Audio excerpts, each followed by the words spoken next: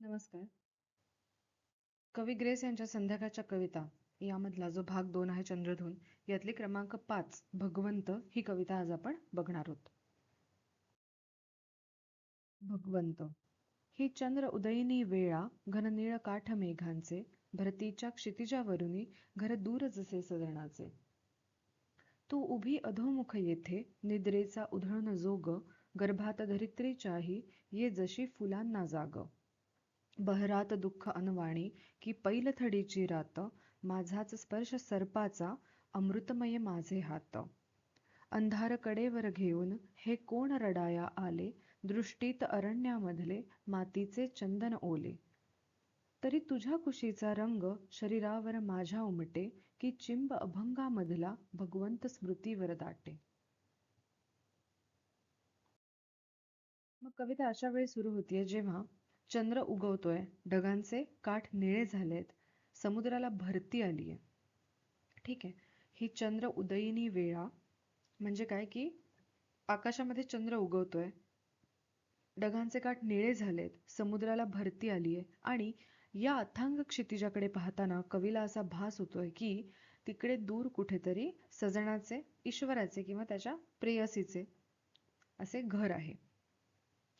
मग हे घर लौकिक नाहीये तर एका अनामिक ओढीचं ठिकाण आहे. मग भरतीचं क्षितिज म्हणजे काय की मनात ज्या पद्धतीने भावनांना उधाण येतंय,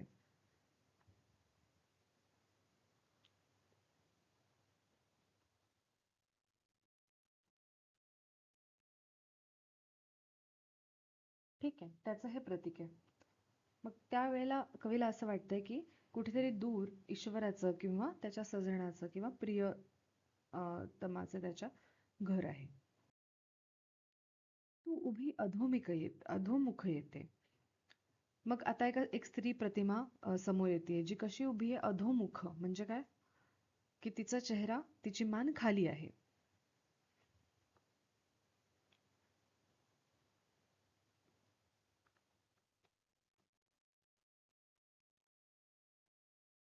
निद्रेचा उधळण जोग म्हणजे काय, तिची मान खाली आहे आणि तिने निद्रेचा त्याग केलाय. म्हणजे तिने जोग उधळलाय, निद्रेचा त्याग केलाय. गर्भात धरित्रीच्याही ये जशी फुलांना जाग. म्हणजे ज्याप्रमाणे जमिनीच्या पोटामध्ये बी जी असते तिचं रूपांतर फुलात होतं, तशी ही स्त्री किंवा ही जाणीव आता अंतर्मनातून जागी झाली आहे.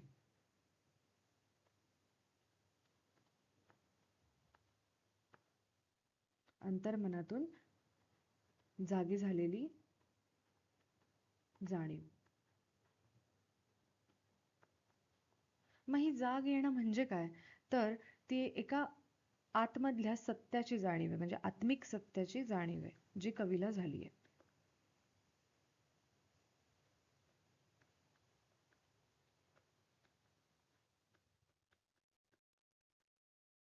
साधं जे मराठी आहे ना त्यापेक्षा हे अशा पद्धतीच्या मराठीत आपण उत्तर लिहायला हवीत की जिथे कुठेही एखादा असा साधा सरळ शब्द नाही तर व्यवस्थित कीवर्ड्स वापरून. बहरात दुःख अनवाणी की पैलथडीची रात.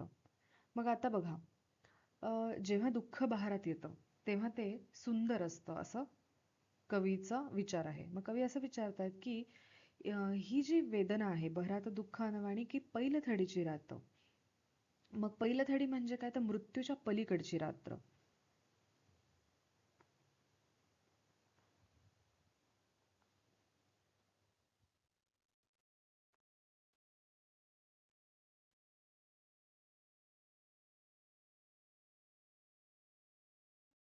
मग कवी असं विचारतायत की ही जी वेदना आहे ती वेदना आहे की मृत्यूच्या पलीकडची रात्र आहे.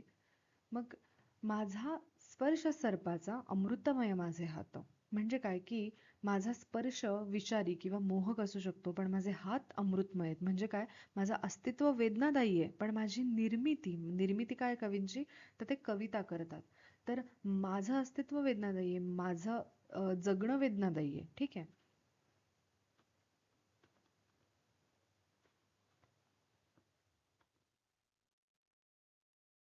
पण माझे हात अमृतमय आहेत म्हणजे काय, की मी जी निर्मिती करतोय, मी ज्या कवितेची, कलेची निर्मिती करतोय, ती मात्र जगाला अमृत देणारी आहे. माझाच स्पर्श सर्पाचा, अमृतमय माझे हात. ठीक आहे. माझी जी निर्मिती आहे ती जगाला अमृत देणारी आहे.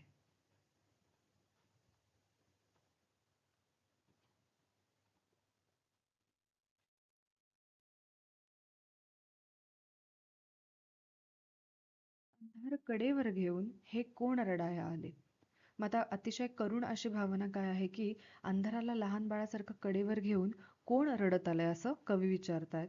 तर कोण आलाय, तर कदाचित तो भगवंत असू शकतो, जो जगाच्या दुःखासाठी, ज्याला खूप वाईट वाटतंय, अंधार कडेवर घेऊन कोण, म्हणजे त्या भगवंताला, कवितेचं नाव भगवंत आहे, त्या भगवंताला असं वाटतं की मी या जगामध्ये खूप दुःख देतोय.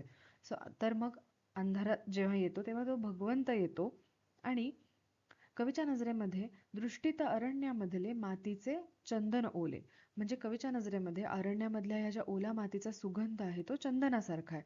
तर हे ओलं चंदन म्हणजे काय, तर शुद्ध आणि सात्विक असे अश्रू, ओलावा. रडाया ओले, तर जे अश्रू आहेत भगवंताचे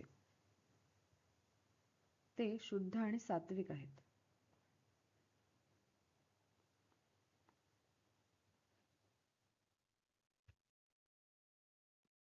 म्हणजे विठ्ठलाची मूर्ती ज्याप्रमाणे अ, ते इमॅजिन करतायत किंवा विठ्ठलाच्या मूर्तीबद्दल एक बोलतायत असं इथे जाणवतं.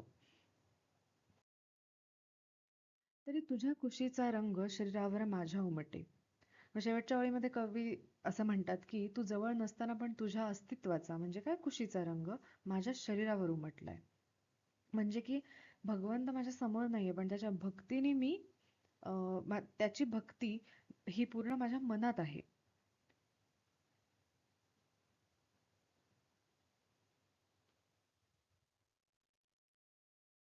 म्हणजे जवळ नसताना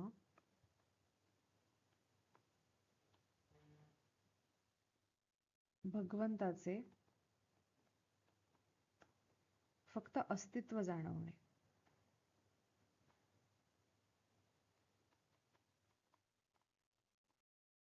की चिंब अभंगामधला भगवंत स्मृतीवर दाटे. म्हणजे एखाद्या चिंब अभंगामधल्या, एखाद्या खूप सुंदर रसरसलेल्या भक्तिमय अभंगामधला जो भगवंत आहे, तर तो माझ्या स्मृतींमध्ये दाटून आलाय, तो माझ्या आठवणींमध्ये दाटून आलाय. मग इथे भक्ती आणि विरह हे एकरूप झाले आहेत.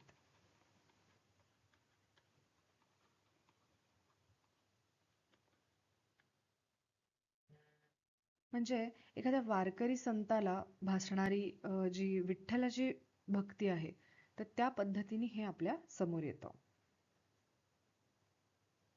ठीक आहे. मग बघा, यामध्ये ग्रेस यांच्यासाठी दुःख सुकत नाहीये, तर ते फुलांसारखं बहरतंय. ठीक आहे.